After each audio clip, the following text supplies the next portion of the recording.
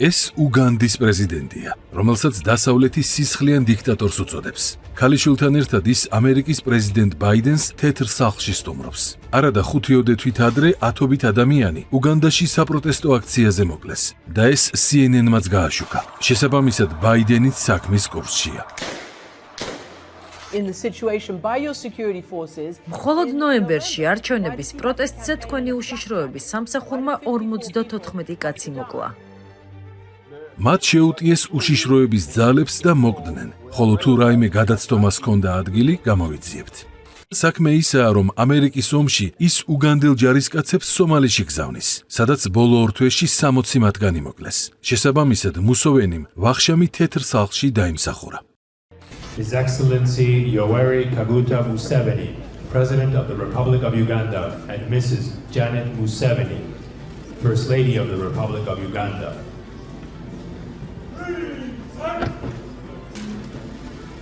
უგანდაში არა მხოლოდ დემონსტრანტებს ხოცავენ აქციაზე, არამედ თეთრი სახლის საყვარელ გეებსაც. შარშან მიღებული კანონით LGBT სექსი 10 წლიანი პატიმრობით ისჯება და მსოფლიოში ყველაზე მკაცრია.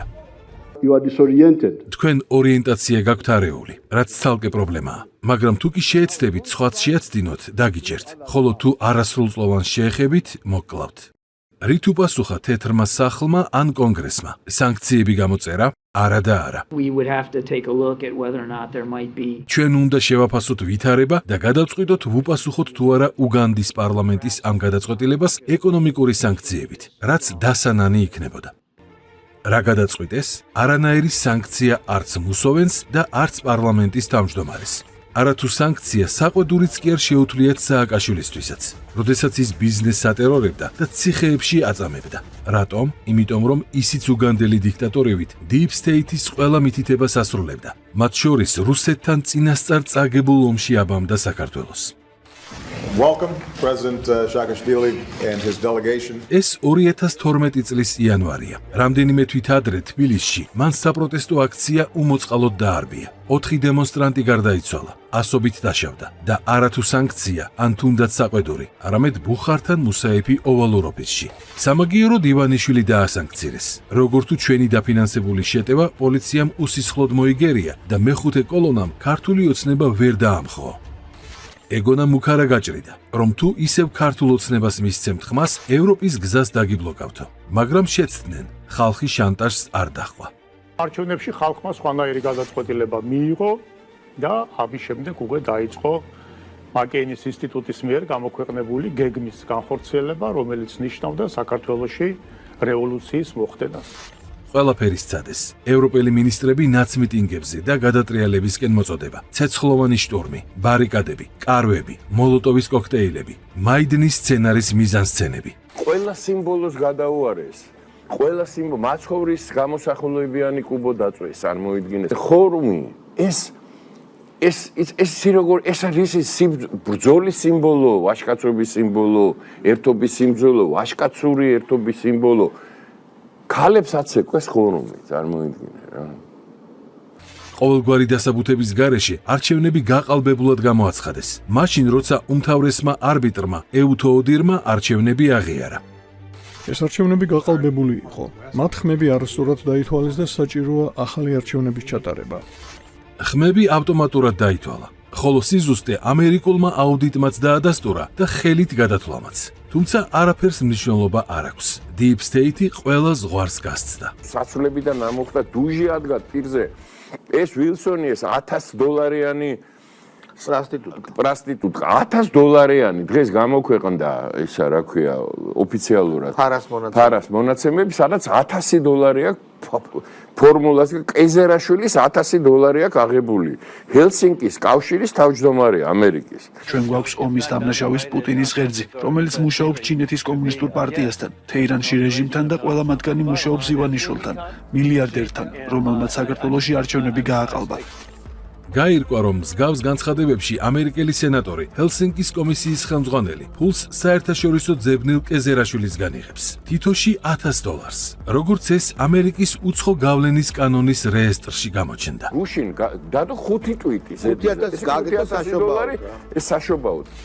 ის არა მხოლოდ მექრთამე, არამედ ცინიკოსიცაა. ჰელსინკის კომისიის ფარგლებში მეგობარი აქტი შექმნა, რომელიც მეგობრობის სახელით სადამსჯელო სანქციებს ითვალისწინებს. მეგობარი აქტი აჩვენებს იმ სიყვარულსა და მხარდაჭერას, რომელიც ქართული ხალხისადმი გვაქვს. ანუ საქართველოს უდიდესი მეცენატის, ბიძინა ივანიშვილის დასანქცირება, რომელმაც საკუთარი თავიც და ქონებაც ქვეყნის სამსახურში ჩააყენა, ამერიკული სიყვარული ყოფილა. სამაგიეროდ ოჯახი არ დაუსანქცირა და ეს იყო საქართველოზე ზრუნვაო, არ დაიბნა ნაცმოძრაობა. სანქციები არ ვრცელდება ოჯახის წევრებზე, განსხვავებით ზოგიერთი რუსული სანქციისა და მისი ოჯახის წევრებზე არის გადაფორმებული 99.9% ქონება. საკმარისია ოჯახის წევრები დასანქცირდნენ და ყველაფერი ინგრევა, მაგრამ სამწუხაროდ ამას იქნება დომინოს ეფექტი და ასეულობით ქართული კომპანიებიც დაზიანდებიან და ამიტომ იკავებენ თავს. ეს ყოილიც დაინგრა. Deep States ქართველი ხალხი არ აინტერესებს, მას თავისი ანგარიშები აქვს. უილსონის ახალი ინიციატივა ივანიშვილის ოჯახის და ასევე ქართული ოცნების ყველა წევრისა და მხარდამჭერის დასანქცირებაა. ეკონომიკა დაზიანდება, Deep States და კოლექტიურ ნაცმოძრაობას ეს მხოლოდ გაუხარდება. ამით ცდილობენ ისინი საქართველოს რო იტყვიან დაჩუქებას, მაგრამ არ გამოვზდით ეს, არც გამოუვათ, იმიტომ რომ ბიძინა ივანიშვილმა ძალიან კარგად იცის და მან ეს 2011 წელსვე, როდესაც პოლიტიკაში მოდიოდა, განაცხადა თუ რატომ მოდიოდა, რისთვის მოდიოდა და ისიც კარგად ითქვა მაშინაც და ეხლაც, რომ მას გადადებული აქვს თავი იმისათვის, რომ საქართველოს საუკეთესო ინტერესები, ასე ვთქვათ, იყოს წინა პლანზე წამოწეული.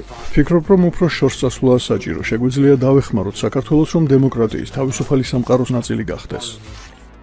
უფრო შორს წასვლა ვიდრე რევოლუციური სცენარია, ომის პარტიისთვის ომი და შეკვეთილი მკვლელობაა, რაც ხელისუფლების ჩამოსაგდებად არაერთ ქვეყანაში გამოუყენებია. თუმცა თეთრ სახლში ტრამპის შესვლამდე, რომლის გაცხადებული გეგმა ომის პარტიის ჩამოშლაა, მსგავსი ექსტრემიზმისთვის დრო არ რჩება. ერთადერთი გამოსავალი საქართველოს წინააღმდეგ გამარჯვების ეგრეთ წოდებულ გლობალისტურ, ლიბერალურ, რაც გინდა ერთადერთი გამოსავალი რა იყო? უნდა ჩამოვიდო ბომბი. ეს სანქცია რა არის?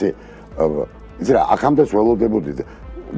ძალიან სირცხვილია რომ აქამდე გაჭიმეს. ხო, უხერხული. მე ესე ვიტყოდი რომ თავი მოიჭრეს. მართლაც თავის მოჭრაა, როდესაც საერთაშორისო დაღიარებულ ქველმოქმედს და ჰუმანისტს, როგორც დიქტატორს ასანქცირებ. ეს ფრანგული ჟურნალი კონტრაპუნქტია, რომელმაც ივანიშვილი ილონ მასკის, ბილ გეიტსის და უორენ ბაფეტის გვერდით დააყენა, რადგან მათზე არანაკლები ქველმოქმედება გაიღო. რეალურად კი მათზე გაცილებით მეტი, რადგან თავისი ქონების 95% ქველმოქმედების სამსახურში ჩააყენა. ივანიშვილმა თავისი ქონების 95% ოჯახის ფონდს გადასცა, 1.5 მილიარდი დოლარი, თუმცა ამ დრომდე მან უკვე 3 მილიარდ 200 მილიონი დოლარის ქველმოქმედება გასწია. ეს არ იყო პრიალა ან ბრჭყვიალა აქტი, არამედ ნამდვილი კეთილშობილება. მან ააშენა 400 სკოლა, 100,000 მოსწავლეს აჩუქა სასკოლო ტექნიკა, ქუთაისში ააშენა უნივერსიტეტი, ბიძგიმისა მეცნიერებას, ჯანდაცვას, კულტურას, აგროწარმოებას, ინფრასტრუქტურას, გარემოს დაცვას. თბილისის ცენტრში აღადგინა 700 ჰექტარი ტყე, გადაარჩინა ფლორისა და ფაუნის მრავალი სახეობა. 2021 წლიდან ივანიშვილის ყველა უმთავრესი აქტივი ფონდ ქართულს გადაეცა და ქველმოქმედებას ემსახურება. გადაწყვეტილება ოჯახთან შეთანხმებით მიიღო და საქართველოში არსებული ივანიშვილების საკუთრება საქველმოქმედო მიზნებს მოხმარდება. საუბარია დაახლოებით 1.5 მილიარდი დოლარის ღირებულების ქონებაზე, რომელშიც გაერთიანებულია ყოფილი ცეკავშირის შენობა. სია გრძელია და მასში ივანიშვილის ყველა მსხვილი და ცნობილი აქტივია. სოლოლაკი ჰილსი, სასტუმრო პარაგრაფი, ბლექსი რივიერა, აბასთუმნის ცისარტყელა, ლაგუნა ვერე, ბანკი ქართულ და სხვა. ივანიშვილს ქველმოქმედებისთვის საფრანგეთის უმაღლესი ჯილდოც გადაეცა. საფრანგეთის პრეზიდენტის ემანუელ მაკრონის 2020 წლის 31 დეკემბრის განკარგულებით საქართველოს ყოფილ პრემიერ-მინისტრს ბიძინა ივანიშვილს საპატიო ლეგიონის ორდენის კავალერის ტიტული მიენიჭა. საპატიო ლეგიონის ორდენის კავალერის ტიტული მინიჭებული აქვს მუსტაფა ქემალ ათათურქს, ონორე დე ბალზაკს, ჟან-პოლ ბელმონდოს, იოსებ ბროდსკის, შარლ დე გოლს და საფრანგეთისა და უცხო ქვეყნების წარჩინებულ საზოგადო და პოლიტიკურ მოღვაწეებს. ივანიშვილმა საქართველოს დაახარჯა იმდენივე, რაც 30 წლის განმავლობაში სტრატეგიული პარტნიორის ამერიკის დახმარება იყო. თუმცა სანაცვლოდ ქვეყანაზე სრული კონტროლი და სხვის ომში ჩართვა მოითხოვეს. უარის პასუხად ივანიშვილი რუსეთის აგენტობისთვის დაასანქცირეს. რა არის აგენტობის საბუთი? სანქცია. აქამდე რომ კითხვა ისმებოდა, რომ აბა სად არის, აი რა არის დამადასტურებელი იმისა, რომ ივანიშვილის რეჟიმი რუსული რეჟიმია. აგერბატო რომ პირდაპირ დადასტურება ეს არის, რომ ამერიკის შეერთებულმა შტატებმა ივანიშვილი დაასანქცირა რუსეთის ინტერესების სასარგებლოდ, საკუთარი ქვეყნის ინტერესების საწინააღმდეგოდ მუშაობისთვის. და თავად სანქცია რას ეყრდნობა? რას აბუთებს? ჯო უილსონის ტვიტერ მესიჯებს, რაშიც კეზერაშვილმა თითოში $1000 გადაიხადა. კიდევ ერთხელ ცხადი გახდა, რომ რასაც ჩვენ ვამბობდით, რომ აქ ის deep state, რასაც პატონი ტრამპიც ამბობს, ჩრდილოვანი მმართველობა, გლობალური ომის პარტია, როგორც კიდე თარგმნეთ, რომ ეს იყო ჩართული ამ პროცესში თავიდან ბოლომდე. ამის ილუსტრაცია მოხდა. რატომ? იმიტომ რომ ჩვენ ქვეყანა არ გავყიდეთ. ჩვენ მეორე ფრონტს უარი უთხარით. ის იყო, რომელიც თხოვდა ქვეყანას ბეძინა ივანიშვილის და ხელისუფლებას ომის დაწყებას, ის იყო, რომელმაც დაასანქცირა ფაქტობრივად ივანიშვილი, იმიტომ რომ არ დათანხმდა ომის დაწყებას მეორე ფრონტს საქართველოში. კოლექტიური ნაცმოძრაობა გახარებულია. გონია, რომ გაყალბებული სანქციით ივანიშვილს რეპუტაცია შეელახა. როგორ უნდა უხელმძღვანელოს მან საერთოდ რამეს მომავალში და ვინ უნდა დაუჯეროს საერთოდ მას, ვისაც ჭკუა ცოტა მაინც მოეკითხება. ხაზარაძეს ავიწყდება, რომ სწორედ ის იყო და მისი TBC ბანკი, რომელიც ხალხის წინააღმდეგ წავიდა და ვადაგადაცილებული სესხების გამოსყიდვაზე ივანიშვილს უარი უთხრა. უდიდეს კეთილშობილებაზე, რომლითაც მან 615,000 ადამიანი მიკროსესხის გამო საცხოვრებლის დაკარგვას და ქუჩაში დარჩენას გადაარჩინა. სულ სესხი 615,000 პირს ჩამოეწერა. ჯამური დავალიანების თანხამ კი 4 მილიარდ 104 მილიონი ლარი შეადგინა. თუმცა აღმოჩნდა, რომ ფინანსური ინსტიტუტების ნაწილს სულაც არ სურდა სესხების ჩამოწერა. მსგავსი განცხადება საფინანსო საბიუჯეტო კომიტეტის ხდომაზე TBC ბანკის თანადამფუძნებელმა მამუკა ხაზარაძემ გააკეთა. დადასტურდა არის რუსეთის ინტერესის გამტარებელი საქართველოში და არის ჩამოსული დავალებით ამ ქვეყანაში. ესეც რუსეთის დავალებით გაწეული ქველმოქმედების ნუსხა. დავიწყოთ განათლების სისტემით, რომელსაც ივანიშვილი პრიორიტეტად მიიჩნევს, რადგან ქვეყნის ხსნას განათლებულ ახალ თაობაში ხედავს. ნაცმოძრაობის პერიოდში და მანამდეც, როდესაც პროფესორებს შიმშილთან უწევდათ ბრძოლა, ასობით მათგანს ის ყოველთვიურ ფინანსურ დახმარებას უწევდა. იმ რთულ პერიოდში მეცნიერების გვერდით დადგა და მან მხარი დაუჭირა მეცნიერების შემდგომ განვითარებას. ამ კუთხით მისი მხრიდან დაწესებული კონკრეტული ყოველთვიური ჰონორარები მეცნიერებისთვის იყო უაღრესად მნიშვნელოვანი იმისთვის, რომ მეცნიერება გადარჩენილიყო. თბილისის სახელმწიფო კონსერვატორია მხოლოდ ერთი მაგალითია. პროფესორებს იქ 1,5 მილიონზე მეტი დახმარება გაეწიათ ისე, რომ ეს ხმამაღლა არავის უთქვამს. განსხვავებით მამუკა ხაზარაძისგან, რომელიც 90-იანებში მითვისებული საბჭოთა ანაბრებით ნაშოვნი ფულიდან ცირედით დახმარებია კონსერვატორიას, რაც შემდეგ საარჩევნო რეკლამად გამოიყენა. მინდა გამოვყო ბატონი მამუკა ხაზარაძე. იმიტომ რომ ის იყო ერთადერთი ადამიანი, რომელიც თვითონ მოვიდა და შემთავაზა დახმარება და ეს იმ დროს იმ 90-იან წლებში, როდესაც თვითონ პირველ ნაბიჯებს გავდა ბიზნესში და ეს იმ დროს, როდესაც სრულიად განადგურებულ საქართველოში მუსიკისათვის არავის ცხელოდა.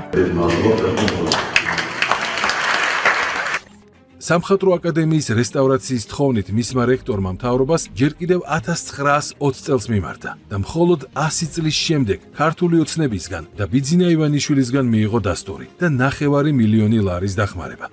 სამხატვრო აკადემიის შენობა იყო უმძიმეს მდგომარეობაში, იყო სტრუქტურული ბზარები, ანუ ფაქტურად შენობა ინგრეოდა. პირვანდელი სახე დაუბრუნდა საგამოფენო დარბაზებს, ბიბლიოთეკას, აკადემიის ფონდებს, საცავებს. რესტავრაცია ჩაუტარდა ცნობილ სარკეებიან დარბაზებსაც. პროექტის მნიშვნელობა აკადემიის სტუდენტების ჩართულობამაც გაზარდა.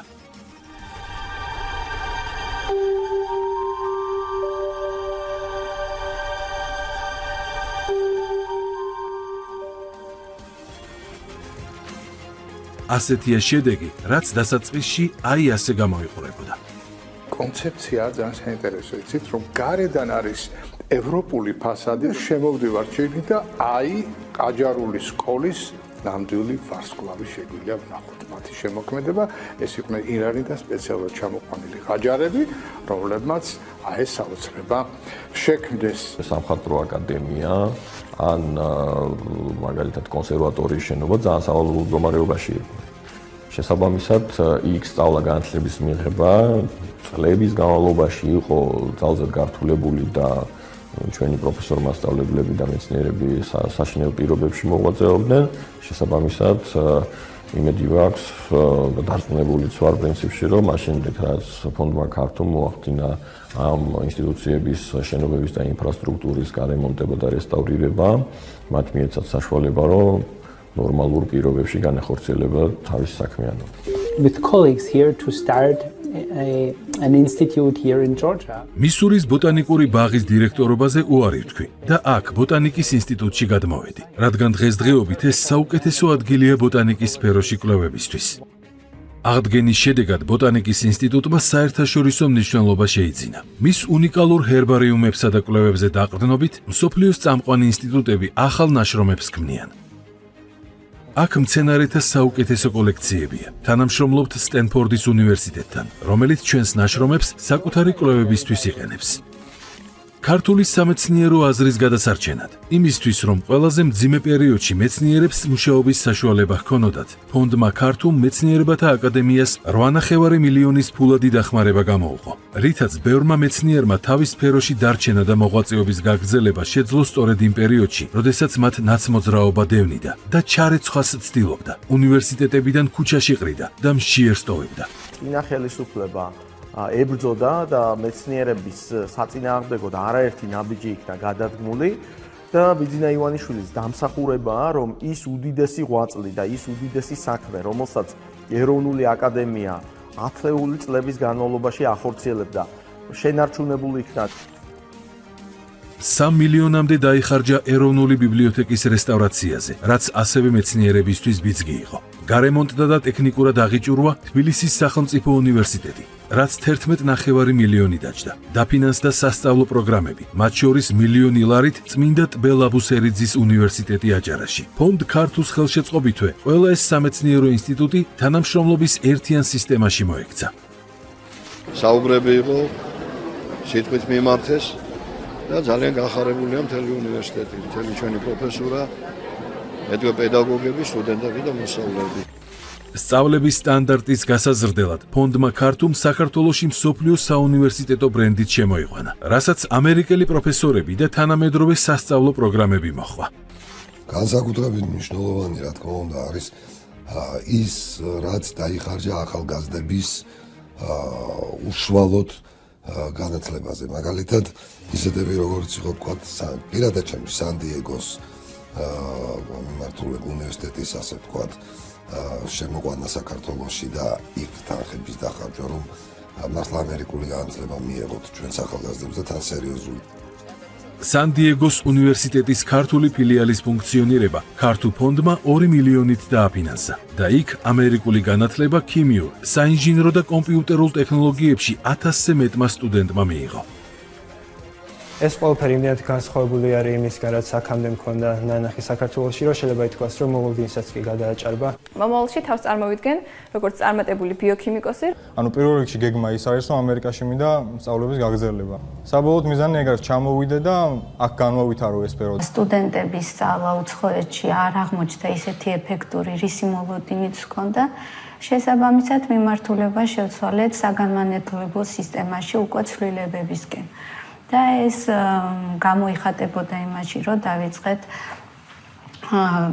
დაფინანსება სხვადასხვა უმაღლესი სასწავლებლების ინფრასტრუქტურის შეცვლა სკოლებში, აღჭურვილობა მათი ტექნიკური ყურადღება გადავიტანეთ უკვე არსებულ უმაღლეს და ზოგად საგანმანათლებლო სისტემაში. ივანიშვილის ხელშეწყობით მსოფლიოს საუკეთესო სასწავლებლებში ასობით ქართველი სტუდენტი გაემგზავრა. იქ სწავლას შესაბამისი სასკოლო განათლების საფუძველი სჭირდება. ამიტომ განათლების სისტემური დაფინანსების ფარგლებში ქართულ ფრანგული სკოლის აშენებასა და ფუნქციონირებაში 18 მილიონიანი საქველმოქმედო ინვესტიცია ჩადო. ევროპელი პროფესორები იქ ევროპული პროგრამითა და მიდგომებით ასწავლიან.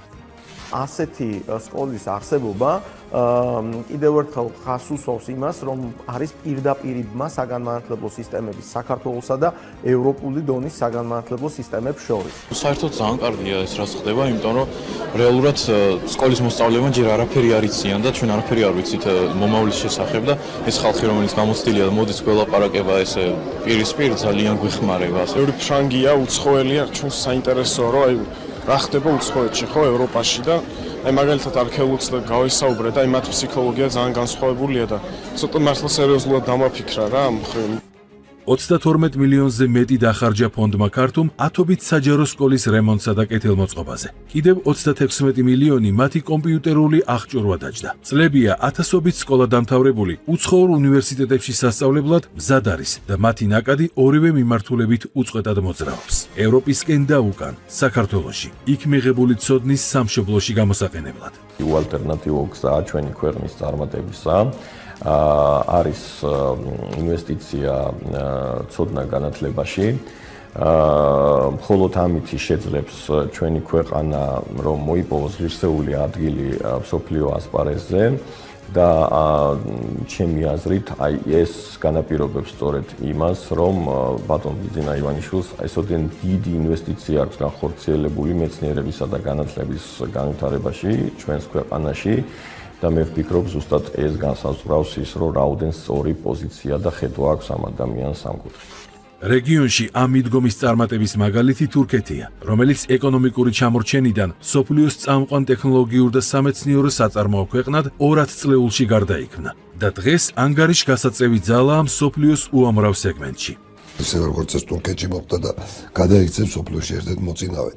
აი ამ თვალსაზრისით, უდიდესი სწორედ ამ თვალსაზრისით, რომ მოწინავე უცხოური ცოდნა შემოტანილი იქნა საქართველოში, უდიდესი მნიშვნელობა აქვს სწორედ საფრანგეთში და ამერიკაში და ფრანგულ და ამერიკულ უმაღლესებში ასე ვთქვათ მოსწავლე და მოღვაწე ქართველ ახალგაზრდათა დაფინანსებას. არაერთი ქართველი სტუდენტის შემდგომი სწავლის დაფინანსებას ხარი დაუჭირა განსაკუთრებით ფრანგულ უნივერსიტეტებში, რამაც შესაძლებელი გახადა მაღალი ხარისხის ცოდნის მიღება და რაც მთავარია, იმ ევროპული ღირებულებების გაზიარება, რომელიც ფრანგული საგანმანათლებლო სისტემისთვის არის დამახასიათებელი. შესაძლოა ესეც იყოს ერთი მიზეზი, რის გამოც ქართული ეკონომიკა ბოლო წლებია არნახული ტემპითა და მასშტაბით იზრდება. უძლებს ყველა პოლიტიკურ რყევას და შტორმს. ქვეყნის გარედან იქნება ნეგატიური განცხადებებითა და სანქციებით, თუ ქვეყნის შიგნით ომის პარტიის ორგანიზებული უკიდურესი დესტრუქციით. თვეებია კოლექტიური ნაცმოძრაობა ეკონომიკურ ვარდნას სიხარულით აანონსებს და მოუთმენლად ელის, როდის წაბორძიგდება ლარის კურსი, ან რომელიმე სხვა პარამეტრი, რომ გამარჯვების ყიჟინა დასცხოს. თუმცა ამაოდ 11 თვის რეალური ზრდის საშუალო მაჩვენებელი გახლავთ 9.4%. წინა წლის შესაბამის პერიოდთან შედარებით ზრდის მიმართულებით მნიშვნელოვანი წვლილი შეიტანა შედეგმა დარგებმა, ეს გახლავთ ინფორმაციისა და კომუნიკაციის სექტორი, ასევე პროფესიული სამეცნიერო და ტექნიკური საქმიანობის სექტორი. ზრდის ამ ტემპით საქართველო რამდენჯერმე უსწრებს ევროკავშირის სხვა კანდიდატ ქვეყნებს და ეს იმ ფონზე, რომ ომის პარტიის მეცადინეობით დახმარების პროგრამები მას ამერიკამაც შეუჩერა და ევროპამაც. აღმოჩნდა, რომ მშვიდობის პირობებში და არსებული კურსით საქართველო დამოუკიდებლად იმაზე სწრაფად იზრდება, ვიდრე სხვა ევროპული ეკონომიკები. თუ შევადარებთ საქართველოს ეკონომიკურ და სხვა კანდიდატი ქვეყნების ეკონომიკური ზრდის მაჩვენებლებს, მხოლოდ 2024 წელს ჩვენი ეკონომიკური ზრდა 2.5-ჯერ აღემატება მათ საშუალო მაჩვენებელს, ხოლო საშუალოვადიან პერიოდში 2028-29 წლებში აღნიშნული 1.6-ჯერ მეტია სხვა კანდიდატ ქვეყნებთან შედარებით. ომის პარტიის და მისი ადგილობრივი მეხუთე კოლონისთვის ეს ძალიან მძიმე ინფორმაციაა. ნაცექსპერტები იმედს გამოთქვამენ, რომ დასავლეთიდან დაფინანსებული არეულობა და ნაცმედიის დეზინფორმაცია შედეგს მაინც გამოიღებს და ქვეყანას როგორმე დააზარალებს. ამ ფონდზე რა მოლოდინი უნდა კონდეს ინვესტორს უკვე გაურკვეველია. შესაბამისად დადგა უკვე შედეგიც მესამე კვარტალში დავარშემცირებულია პირდაპირ ინვესტიციები. ჩვენ იყო ვარდა ასევე სააქციო კომპანიების აქციების ფასებშიც რეინვესტიციების რომელიც შემცირებულია. მსხვილი წელი ჰქონდა ეს ტრენდი გაგრძელდება. ფასი რომელსაც ბიზნესები პირველ რიგში და შემდეგ უკვე ხალხი ასე ვთქვათ სნოუბოლ ეფექტით გადაიხდის არის შემცირებული ბიზნეს ურთიერთობები ევროპულ ქვეყნებთან და ყველა ნორმალურ ქვეყანასთან, მოდი ასე ვთქვათ, აქ მარტო ევროპა არ არის. შემცირებული ექსპორტი, შემცირებული თანამშრომლობა. 24 წლის ნოემბერში საქონლის ექსპორტი გაზრდილია დაახლოებით 13%-ით, ხოლო იმპორტის მონაცემები გაზრდილია 11%-ით.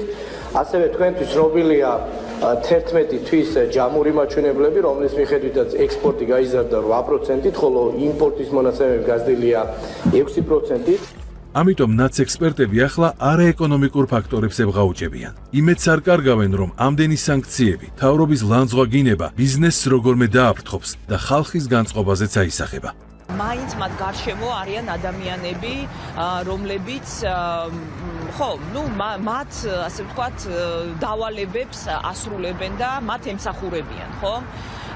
მაგრამ მე მგონია რომ ეს არის აბსოლუტურად დროებითი რამ. ანუ ეს ადამიანები ყველა დასანქცირდება. მთელი ცხოვრების განმავლობაში არც ეგენი და ვერც მათი ოჯახის წევრები ვერასოდეს ვერც ევროპას ნახავენ და ვერც ამერიკას, ხო? უნდა შევაგონოთ, რომ დროზე გადადით საბოტაჟი, დაიწყეთ საბოტაჟი, ერთ თვეში ჩამოიშლებია რა. როგორც კი პირველი პრეცედენტები შეიქმნება სხვადასხვა უწყებებში, სისტემა დამერწმუნეთ რა, დაიწყებს ჩამოშლას. ამიტომაც მიდის ნაც ტელევიზიებში საბოტაჟის კულტივირება. თუმცა შედეგი არ აქვს და არც ექნებათ. ერთ კვირაში, როგორც კი ტრამპი თეთრ სახლს გადაიბარებს, ომის პარტიის ანასხლეტებს დაფინანსება შეუწყდებათ და სახლებში მოუწევთ წასვლა. დესტაბილიზაციის შექმნას ცდილობენ ივანიშვილის ფონდისთვისაც, რომ განვითარებაზე მიმართული პროექტები შეაფერხონ. განვითარებული, განათლებული საზოგადოება ომის დამქაშებს არ აწყობთ, რადგან დეზინფორმაცია ქმედითი ვეღარ იქნება. განათლების სფეროში ქართულს ყველაზე მსხვილი პროექტი ქუთაისის საერთაშორისო უნივერსიტეტია. ეს გახლავთ საქართველოში და რეგიონში პირველი კამპუსური ტიპის უნივერსიტეტი, რაც ნიშნავს კამპუსური ტიპის, არის უნიკალური ფორმა, როდესაც ყველა ინფრასტრუქტურული ნაგებობა, უნივერსიტეტის მთელი ინფრასტრუქტურა თავს იყრის ერთ კონკრეტულ ადგილას და სტუდენტებს და პროფესორ-მასწავლებლებს ეძლევა საშუალება როგორც იცხოვრონ, ისე იმოღვაწეონ ერთ კონკრეტულ ტერიტორიაზე. ჯამური აგრეგაციული ბიუჯეტი საქველმოქმედო პროექტების აღემატება $3 მილიარდ. ქუთაისის საერთაშორისო უნივერსიტეტი წარმოადგენს ერთ-ერთ ფლაგმან პროექტს ჩვენი ფონდის პორტფელში და თქვენ აი მომწრე ხართ ჩვენი როგორც აკადემიური, ისევე ინფრასტრუქტურული განვითარების. ფონდი ქართულს სრულად აფინანსებს აღნიშნულ უნივერსიტეტის ოპერაციებს, როგორც აკადემიურ, ისევე ინფრასტრუქტურული განვითარების ნაწილში. ვერც ერთი სახელმწიფო ვერ განვითარდება განათლების გარეშე. მხოლოდ განათლებულმა საზოგადოებამ უნდა მოახერხოს და გახდეს და ჩადგეს წარმატებული ქვეყნების რიგში.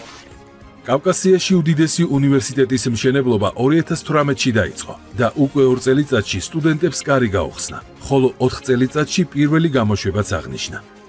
ეს არის მხოლოდ დასაწყისი იმ ძალიან დიდი გზის, რომელმაც ჩვენს ქვეყანას კიდევ უფრო დიდი წინსვლა და კიდევ უფრო დიდი წარმატებები უნდა მოუტანოს. 30,000-მდე სტუდენტის მიღება ქუთაისის საერთაშორისო უნივერსიტეტის მიერ და რა თქმა უნდა ეს საჭიროებს შესაბამისი სასწავლო პროგრამების გაფართოებასაც, დამატებით კვალიფიციური პერსონალის მოწვევას ქუთაისის საერთაშორისო უნივერსიტეტში და ეს გეგმა აუცილებლად განხორციელდება მომდევნო 4 წლის განმავლობაში და ეს გეგმა, ამ გეგმის განხორციელება თავიდან ბოლომდე დაფინანსდება ბატონი ბიძინა ივანიშვილის მიერ. სანამ ომის პარტიას მიეყიდებოდნენ, საქართველოსთვის ამ პროექტისა და ივანიშვილის მნიშვნელობას ყოფილი პრეზიდენტი და პრემიერი კარგად ხედავდნენ. თუმცა დღეს მზად არიან მოლოტოვის კოქტეილები ესროლონ. აქ იბადება ახალი საქართველო. მადლობა მინდა მოვახსენო ივანიშვილების ოჯახს, გაწეული ქველმოქმედებისთვის, ფონდ ქართულს და ყველა იმ ადამიანს, ვინც მონაწილეობა მიიღო ამ საშვილოშვილო საქმეში. მე რა თქმა უნდა მინდა შეუერთდე ქალბატონ პრეზიდენტს და უღრმესი მადლობა გადაუხადო ბატონ ბიძინა ივანიშვილს და ფონდ ქართულს და ჩემი მოკრძალებული აზრი გამოთქვა, რომ ეს არის ქველმოქმედების ყველაზე მნიშვნელოვანი და ყველაზე დიდი აქტი, რომელიც ამ ქვეყანაში ბოლო წლების განმავლობაში მომხდარა. პროექტზე ამ დროისთვის თითქმის 9 მილიარდია დახარჯული. საუნივერსიტეტო ქალაქი 160 ჰექტარი მიწის ფართობზეა გაშენებული. პროგრამები ინგლისურენოვანია. პროფესურა ძირითადად გერმანიიდან არის. სწავლის დასაფინანსებლად სტუდენტებისთვის არაერთი პროგრამა ფუნქციონირებს.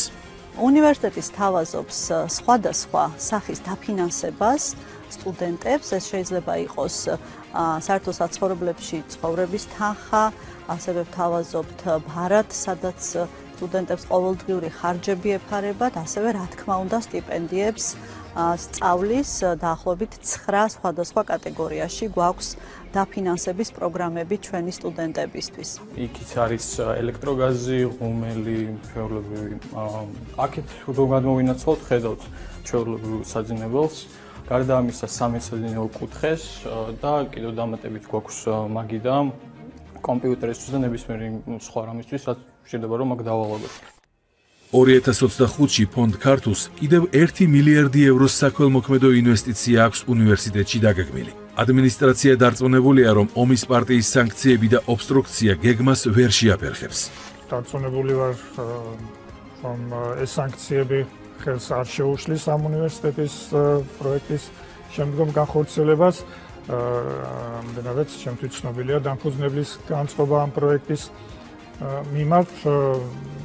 მით უფრო რომ უნივერსიტეტში, როგორც მოგახსენეთ, დაგეგმილია ძალიან სერიოზული ინფრასტრუქტურული პროექტების განხორციელება და ასევე ახალი საგანმანათლებლო პროგრამების განხორციელება, რომელიც პირველ რიგში სწორედ ევროპულ უნივერსიტეტთან თანამშრომლობით, პარტნიორობით ერთობლივი პროგრამების ფორმით განხორციელდება. ახალ პროექტებს შორისაა ადრონული თერაპიისა და კვლევითი ცენტრის მშენებლობა, რომელიც პირველი იქნება რეგიონში და შედეგად მსოფლიო სამეცნიერო რუკაზე საქართველოს გამოჩნდება. შეგიძლიათ ნახოთ ეტაპობრივად როგორ ვითარდება კამპუსზე სხვადასხვა ინფრასტრუქტურა. მოგვიანებით ემატება სამეცნიერო ინფრასტრუქტურა, ანუ ადრონული თერაპიის ცენტრი. ადრონული ცენტრი ელემენტური ნაწილაკების ამაჩქარებელ ტურბინებს მოიცავს, სადაც მომავლის მეცნიერების მოდელირება ხდება. მსგავსი მსოფლიოში სულ რამდენიმეა, თუმცა ქუთაისის პროექტი მათ შორისაც გამორჩეული იქნება. ჩვენი ადრონული თერაპიის ცენტრი იქნება ერთადერთი რეგიონში და ასევე განსაკუთრებით გამოირჩევა იმ ფაქტორით, რომ ჩვენს ცენტრში ფუნქციონირებს 2 ციკლოტრონი. ერთი ციკლოტრონი საერთაშორისო სამეცნიერო კვლევებს მოემსახურება, მეორე კი სიმსივნური დაავადებების მქონე პაციენტებს მთელი მსოფლიოდან. 2 კაფსულა, რომელიც უშუალოდ ბიძინა ივანიშვილის გადაწყვეტილებით არის შეძენილი, ხორციელდება მათი მონტაჟი, რომელთაგან ერთი სრულიად იქნება მიმართული იმისთვის, რომ სიმსივნის დაავადების მკურნალობა მოხდეს ჩვენი საზოგადოებისთვის. ის დამაზიანებელი აუთისებიანი სიმსივნის დამაზიანებელი ეფექტი იხსნება, ასე ვთქვათ, უხეშად რო ვთქვათ, ფეთქდება თვითონ სიმსივნურ ქსოვილში და არა ირგვლივ მდებარე ქსოვილში და არა იმ ქსოვილში, რომელიც უნდა გაიაროს. კატასტროფულად დიდი მნიშვნელობა აქვს ამას ბავშვთა ონკოლოგიაში შესაბამისად. თამამად ვაცხადებ, რომ მსგავსი კვლევითი ცენტრი მთელი ევროპისა და მსოფლიოს მასშტაბით თითზე ჩამოსათვლელია. შესაბამისად, ის ასევე ძალიან მიმზიდველი იქნება ევროპელი და საერთაშორისო მკვლევარებისთვისაც. ჩვენ, როგორც დრეზდენ-როსენდორფის ჰელმჰოლცის ცენტრის თანამშრომლები და ქართულ-გერმანული სამეცნიერო სფეროს წარმომადგენლები, ვიქნებით ამ პროექტის ერთგული პარტნიორები. თქვენ განიზრახეთ ისეთი რამის შექმნა, რაც თქვენ მსოფლიო რუკაზე მოწინავე ადგილას გაგიყვანთ. ცოდნა მსოფლიოში ყველაზე მნიშვნელოვანი და მოთხოვნადი პროდუქტი ხდება. იმ ქვეყნებს, რომლებსაც შეეძლებათ მაღალი დონის ცოდნის წარმოება, ექნებათ ცხოვრების მაღალი სტანდარტებით. ისინი შექმნიან მდგრადი მომავლის მოდელს. ამ სფეროში ძირითადი ადგილი დიდ ქვეყნებს უჭირავთ. ძალიან მნიშვნელოვანია, რომ პატარა ქვეყანას აბსურდული აწარმოოს მსგავსი ტიპის კვლევები. ეს კვლევითი ცენტრი არის მომავლის კარიბჭე. ცოდნის, ტექნოლოგიების, მეცნიერების გარეშე ქვეყანა მომავალში დაიკარგება. საქართველოს ამ ცენტრის შექმნით განზრახული აქვს მომავალში იყოს მსოფლიო მოწინავე ქვეყნებს შორის. Deep State-ის ფავორიტი კი უგანდის კორუმპირებული მთავრობა, რომელიც ბაიდენის მითითებით სომალიში საომრად გაგზავნილ საკუთარ ჯარს ვაშინგტონის მიერ დარიცხულ დანამატსაც კი არ აძლევს და ჯიბეში იდებს. ჩვენი ჯარისკაცები სომალიში უპირველესად როგორც აფრიკელები მიდიან და კონტინენტზე უსაფრთხოებას ემსახურებიან. მათი ფოკუსი არა ფული, არამედ იდეოლოგიური კონცეფციაა. დემონსტრაციებზე ხალხის დახოცვა და LGBT თემის ციხეში გაშვება ბაიდენის ადმინისტრაციამ არც კი შეიმჩნია. თუმცა ფული რომ მოპარეს, არ ესიამოვნა და უგანდა გააკრიტიკა, რამაც პრეზიდენტი მუსოვენი გაანაწყენა. ერთი თვის წინ ის პუტინს ესტუმრა და ბრიქსის ეკონომიკურ კავშირში შევიდა. ესეც კიდევ ერთი ნაგავი, რომელიც ბაიდენის ადმინისტრაციამ გასატანად ტრამპს დაუტოვა და არც საქართველოს ბოლინგს ეშვება. იცის, რომ რამდენიმე დღე ღარჩება და მაქსიმალურად ცდილობს ყველაფრის გაფუჭებას. during this period between the election and the inauguration. აშკარაა, რომ ტრამპის ინაუგურაციამდე პერიოდს ბაიდენის ადმინისტრაცია მაქსიმალურად იყენებს კონფლიქტების გასამწვავებლად, რომ რაც შეიძლება მძიმე მემკვიდრეობა დაუტოვოს ახალ ადმინისტრაციას, განსაკუთრებით რუსეთის მიმართულებით. In the country of Georgia in the South Caucasus region. კი, მაგალითად საქართველოში, სადაც ბოლო კვირებია ტიპური გადატრიალების მანევრს ახორციელებენ, რაც არ გაუვათ, მაგრამ დესტაბილიზაციას ხომ ქმნიან. We don't need to act in mid-January, we need to act now. ჩვენ არ უნდა დაველოდოთ შუა იანვარს. ჩვენ უნდა ვიმოქმედოთ ახლავე. უნდა დავასანქციოთ ბიძინა ივანიშვილი და ქართული ოცნება. პირველ შესნიშნავ ძალიან დიდ უსამართლობას.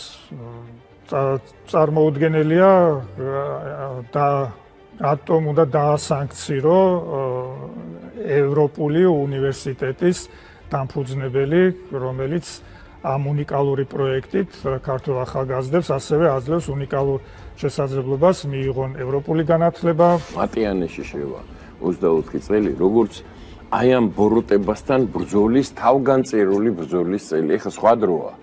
ადრე თავებს ჭრიდნენ პირდაპირ 100,000 ქართველმა მეტეხის ხიდზე უარი არ თქვა რწმენაზე და თავის სამშობლოზე. დღესაც 100,000 არა ვარ ამ შემთხვევაში, ხო? სხვა ვითარებაა. მაგრამ ეს საზოგადოება ისევე დგას მეტეხის ხიდთან და მზად არის, რომ თავისი სამშობლოსთვის, თავისი მომავლისთვის, შვილებისთვის და რაც თავარია, თავისი რწმენისთვის გაწიროს თავი. და ეს ჩვენ ამ 24 წელს ნახეთ. საქართველოს ამ ქარტეხილსაც გადაიტანს და კვლავაც მშვიდობის გზას გაუყვება. ისევე როგორც ბიძინა ივანიშვილი განაგრძობს საქართველოს განვითარებისთვის მოღვაწეობას და უპრეცედენტო ქველმოქმედებას.